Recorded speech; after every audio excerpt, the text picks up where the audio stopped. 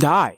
If you're new to this channel or you've watched my other stuff before, you could probably guess from the title of this video that this entire video is about the idea of making and designing, well, stuff. And now, more than ever, I think it's important for us to get into designing and making our own stuff as things become more expensive and consumer culture slowly and surely deteriorates and erodes the rest of the world. But give me a second, this isn't about to turn into a video essay.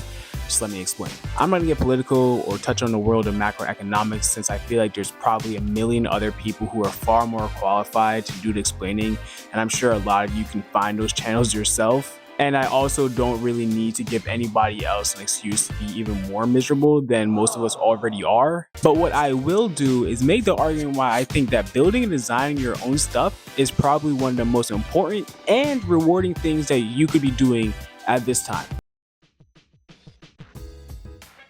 We all have passions and hobbies. I'm assuming we all have passions and hobbies, but the thing about passions and hobbies is that these things get expensive really fast. And if you're like me, whether you're college age or just a go-getter, or you're stingy as hell, which I am, all of those things above, you might find that the cost prohibitations for you getting into your hobbies or passion has risen to a level where it's not really sustainable to keep chasing it. Everything kind of becomes a game of numbers. How much money can I save doing it myself versus having somebody else do it versus going out and buying whatever the cheapest option is. And when I set out to make my first video about that microphone, it's because the access that I had to good quality equipment in my area that didn't cost an arm and a leg, even on a used market, didn't really make sense. I mean, I'm looking at microphones that cost $500, $400, maybe $300 for something that's good on the low end,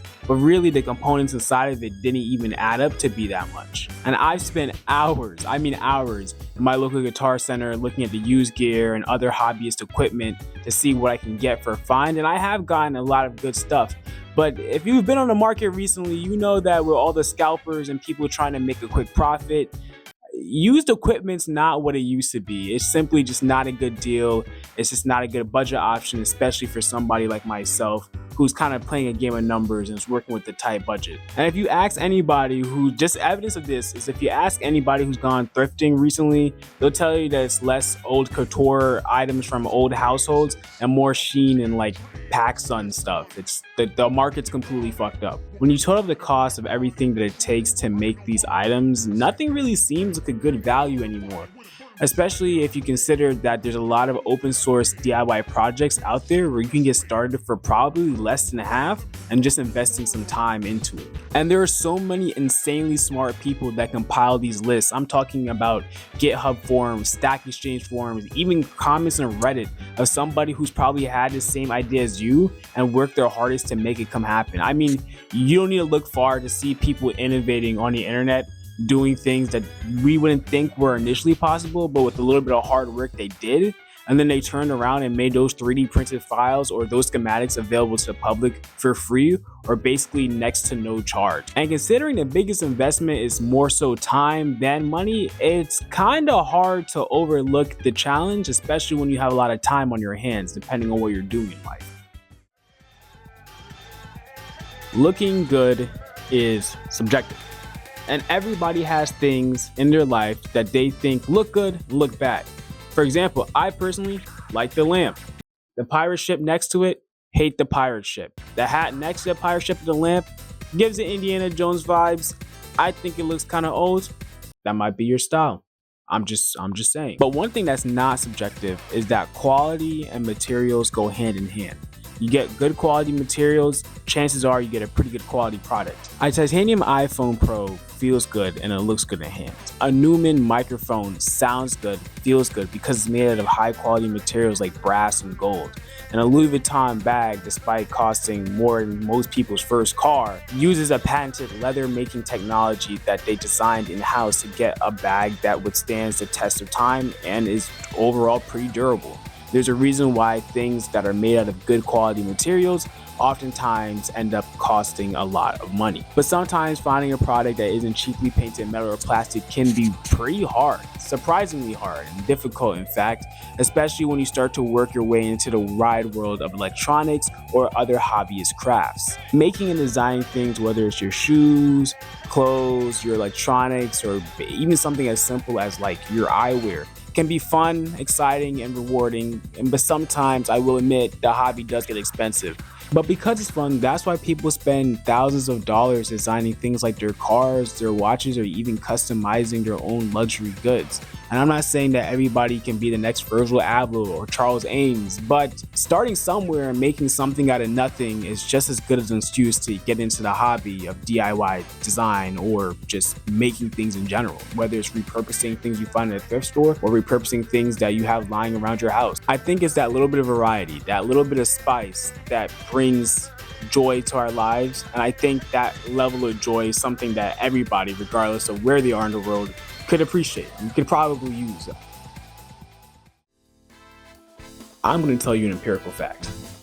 Humans, unless you're a dog or not a human, but I'm pretty sure you are, humans are prideful creatures. Everybody swears that they have good taste, and for a lot of people that is true. A lot of people do have good taste when it comes to their hobbies and the things that they're interested in, but only if they're educated. Find me a famous person, any famous person in the world who hasn't gone to school or at least trained under the tutelage of somebody else, or hasn't drawn inspiration from key people in the industry that they're looking to get into. I'll wait. And if it's true, and you can find somebody who's famous and well known, whether it's in the States or outside the States, who hasn't drawn inspiration from somebody, I'll buy you and your mom dinner. That's a promise. I think the only way for you to know if your taste is really good is to put your money where your mouth is and do it yourself. If you think you have good music taste and you could do it better than some of the famous people out there, then make your own music. If you think that the YouTube video of this tutorial that you watched was lacking in detail and quality, then make your own video. That's one of the reasons why I decided to make that video on installing the Apple CarPlay inside of a Volvo car. It's a video that I wanted to make. I didn't find a lot of good documentation on the device that I was looking to buy, and the official video that they had published on their website wasn't good.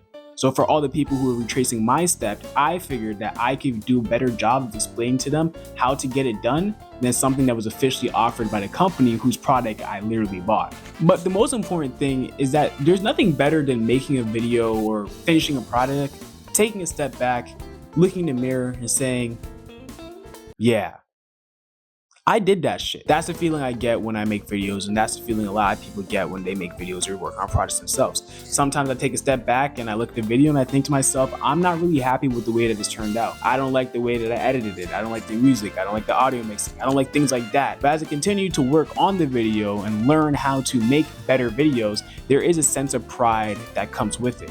I'm essentially putting my money where my mouth is and saying, hey, the YouTube videos that I grew up watching, I think I could make videos as good as the people who I'm subscribed to and who I look up to, or the people who I draw inspiration for my content from. You know, while I am currently bringing up several good points, I think, you should like the video, maybe subscribe. Real close to that 3-digit number, that magic 3-digit number. Just a theory. You don't have to. I'm just saying.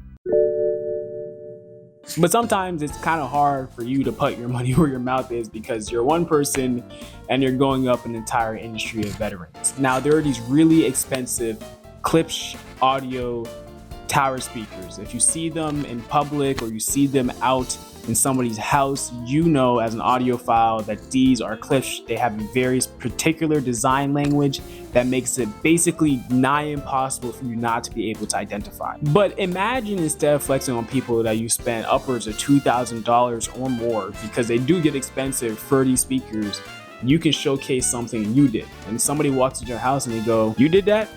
Damn right I did. Like, there can't be any better feeling.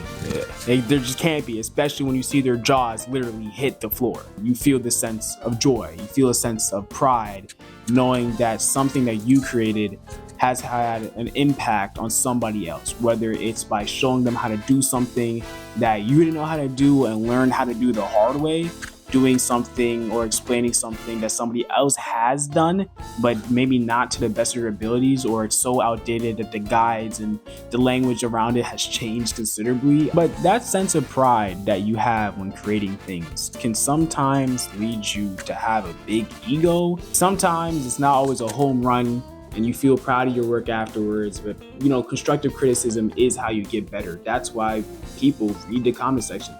That's why I read every single comment, so that I can get better and understand what it is I'm doing.